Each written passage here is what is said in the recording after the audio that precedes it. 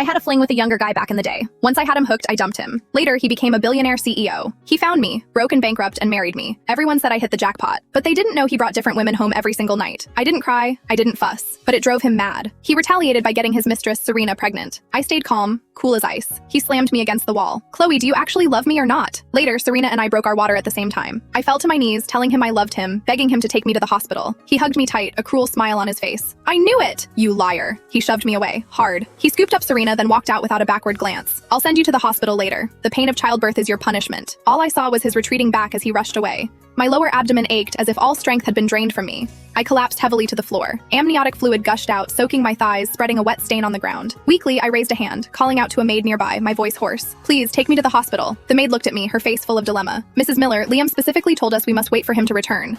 I wouldn't dare. You wouldn't dare. I clutched my abdomen, my voice trembling from the pain. If anything happens to me or the baby, Liam will never forgive you. Take me now. The maid, terrified, finally scrambled to her feet and rushed out.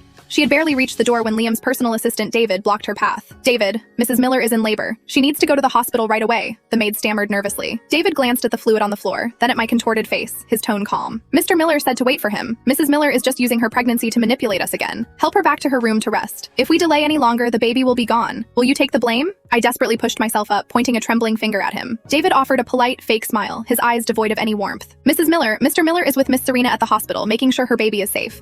He said to wait for him to return. You know Liam's temper, no one dares to cross him. I'm in labor. The baby can't wait. The agonizing contractions returned, like a knife twisting and tearing inside my abdomen. I curled into a ball, cold sweat instantly soaking through my clothes. What are you waiting for? Help Mrs. Miller to bed now, David snapped, his voice sharp. Two maids immediately rushed forward, ignoring the intense pain in my abdomen, roughly grabbing my arms and dragging me towards the bedroom. At that moment, I suddenly felt a warm liquid gushing out. I looked down, it was blood. Blood, I'm bleeding. Frantically, I grabbed a maid's hand, screaming, take me to the hospital quickly. Any later and the baby will really be in danger. Mrs. Miller, I can't make that decision. I'll call the family doctor over first. The maid pulled her hand away, guilt written on her face. I don't want a family doctor, I need to go to the hospital. Mrs. Miller, please don't get angry. I'll go ask David right away. The maid finished speaking and ran out in a panicked hurry.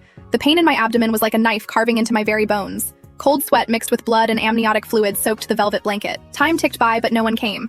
Dragging my bleeding body, I painfully shifted to the edge of the bed and grabbed Martha, who had just walked in by the hem of her uniform, crying out, Martha, please go check, I can't hold on any longer. Martha nodded, her face full of sympathy. Mrs. Miller, just hold on. I'll go hurry them up now. But as she turned, David blocked her. He slowly walked towards me. His gaze swept over the blood-stained blanket, a flicker of hesitation in his eyes. It was quickly replaced by cold indifference. Let Dr. Miller take a look first. As he spoke, Dr. Miller quickly entered with his medical bag. Several maids immediately stepped forward and pinned down my struggling limbs. Let go of me, I need to go to the hospital. I twisted my body desperately, tears mixing with cold sweat. The baby can't wait. Dr. Miller, expressionless, examined me. Then he took out a few white pills and instructed